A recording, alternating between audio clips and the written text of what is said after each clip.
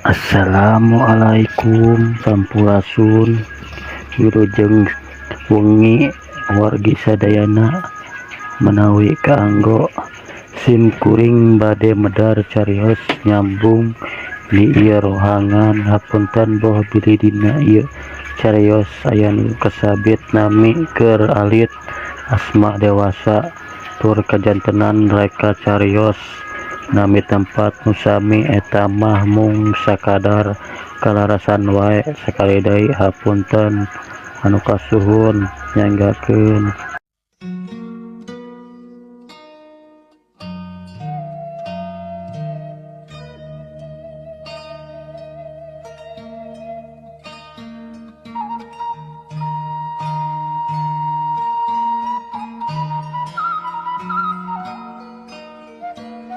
Kunaon ade mangkasam bet ngadon ngalamun kitu dicalukan ti tadi bet ngadon hare-hare deui geura buka jongko anguran mamang anu meuli geus ngadaragoan tuh oding tumanya dumasar tina rasa tanggung jawabna selaku mandor di eta pasar jeung memang nya deui di hareupeun jongko aya 3 jalma nungguan jongko muka. Mangkasam gancang ngabalikeun awakna ka tukang bari rumenghap terus netep ka jalma anu tayalian ti oding geuning eta jalma teh. Mangkasam gancang nyarita ditujukeun ka oding bari miceun ka kagetna. Kang Oding geuning eta teh ti iraha Kang aya di dieu cek Mangkasam. Oding gancang ngawalon. Ugo, ti tadi kuring teh merhatikeun kaayaan Amang Kasam. Ti barang jual keneh kunaon bet kadon ngaheuleng hareupeun jongko lain gancang dibuka pantona. Nepi ka teu kadenge ceritaan kuring oge sakitu tarik. Oding setengah negor ka Mangkasam dumasar tina rasa tanggung jawabna selaku mandor deta pasar anu memang kudu boga sikap tegas. Mangkasam gentak tembalan bari sebenarna mah pangacenana tacan kumpul kabeh soak sartas tadi ningali tetempoan anu mata keung.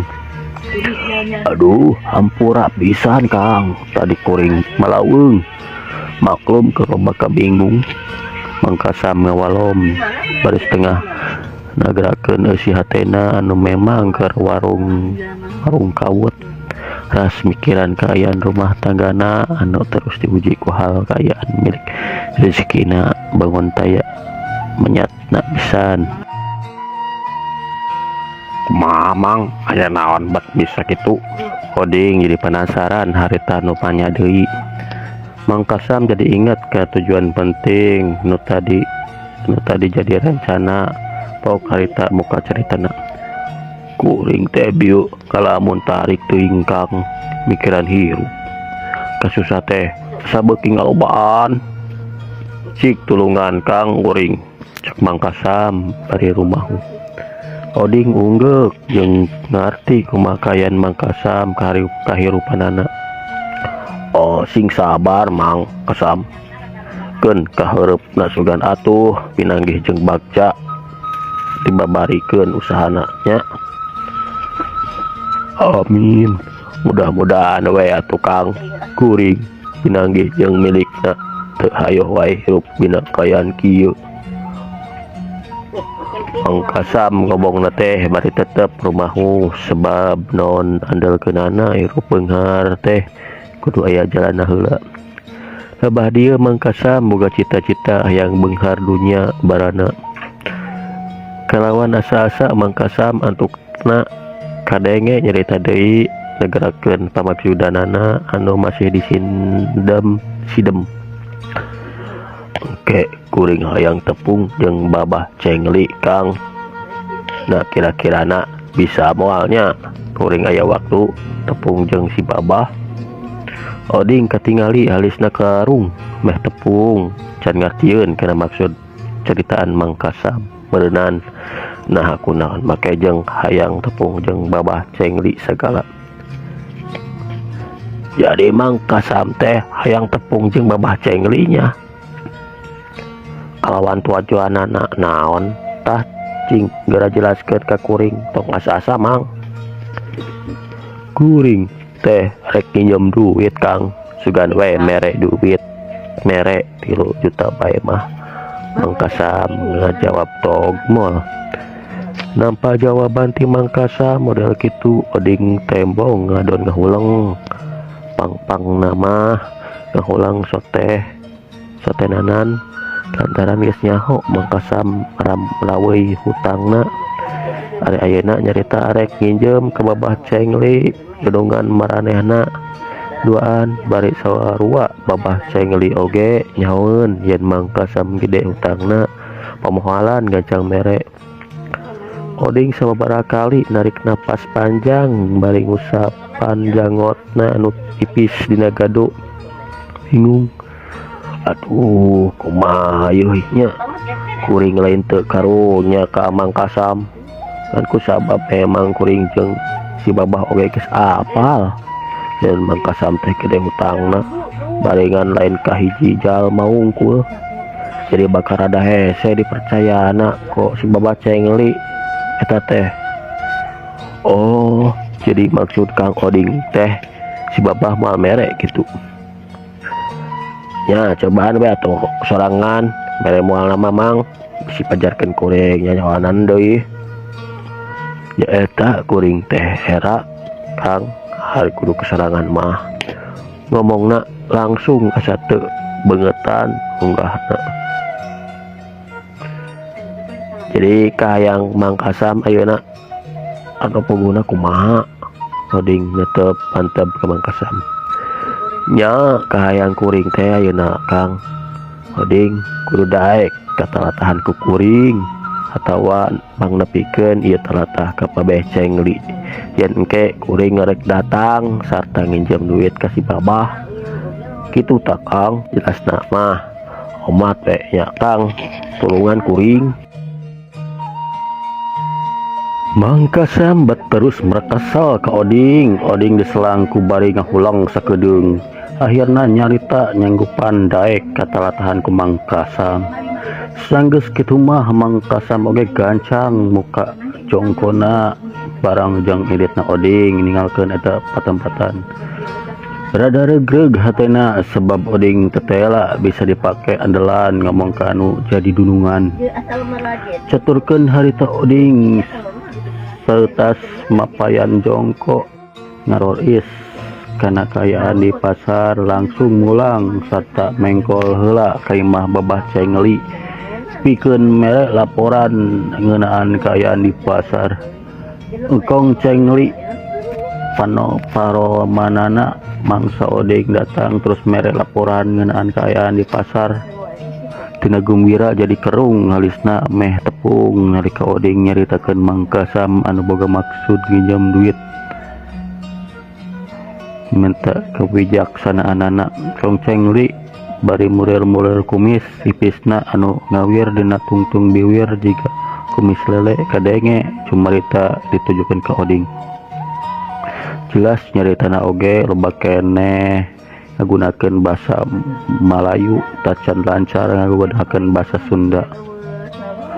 Haya, itu orang punya utang di mana-mana, tapi sekarang bilang mau minjam uang sama oe. Haya, tak bisa, Oding, tak bisa. Tetela dugaan Oding teu nyalahan babah cengli memang moal mere minjemkeun pinjaman duit ke Mangkasam. Oding anu memang rada deket jeung Mangkasam bat karunyaeun hatena mun seug teu bisa ngoloh hate dununganana sekaligus tulungan Mangkasam teh pok harita Oding nyarita deui. Tapi maaf Kong, nurutkeun saya mah non susahna mun dibere nginjem saja uang itu Mangkasam. Kasihan buat biaya sekolah anaknya. Katanya gitu tak Kong. Oding beri netep antep ke babah cengli pinduhku pangharepan Kong cengli leah hatina. Tapi ku Oding bisa ketingali panan babah cengli anu sipit jadi muralang ka dirina singeng ku ceritanana anu dianggapna maksa. Haya, kowe orang sama saja maksa itu ngomong supaya hati oe loloh lantah. Karunya dari mana itu Mang Kasam? Maaf, oe malas ngasih hati kepada itu orang.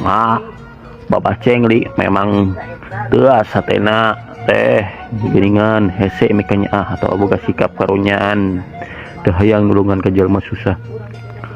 Oding terus neangan akal ku ceritaan sangkan Babah Cengli jadi benar-benar leah hatena sarta daek nulungan kena susah Mang Kasam. Tapi engkong itu orang kan pegawai engkong juga seperti saya, boleh saya saja dikasih pinjam uang tersebut, tapi gaji per bulanannya potongin saja untuk melunasin hutang. Gimana kalau begitu?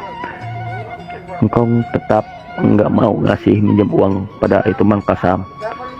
Hanya maaf oe tidak bisa ngasih, daripada oe harus ngasih lebih baik itu si Kasam oe pecat, suruh berhenti untuk kerja, paham? Tapi engkong hanya tidak ada tapi-tapian. Oe sudih ngasih pinjaman sama itu Mang Kasam, atau kamu orang oe pecat juga biar tidak terus-terusan maksa minta kebaikan oe. Aduh, jangan kong, jangan, saya akan susah lagi nyari pekerjaan kalau saja saya dipecat lengkong. Hanya kalau begitu ya udah cepat pergi kowe dari hadapan kowe. Katakan saja si Kasam kalau pengen punya uang banyak kerja yang betul lah ya. Oding rada borungkut nampak dunungan anak ambak mah gancang harita keneh pamitan. Baik, kalau begitu mah saya pamit dulu sekarang kong. Jeung apa yang dilaksanakan ku engkong barusan, apa yang dilisankan ku engkong barusan akan saya ditepikan kepada itu Mang Kasam. Hanya dengan senang hati silakan kowe pergi oding. Liang Angtong pemajikan Babah Cengli tembong ngurunyung di kamarna sarta gancang tumanya kesalakena. Aya naon dia bet ambek ka odeng sarep badega satiana.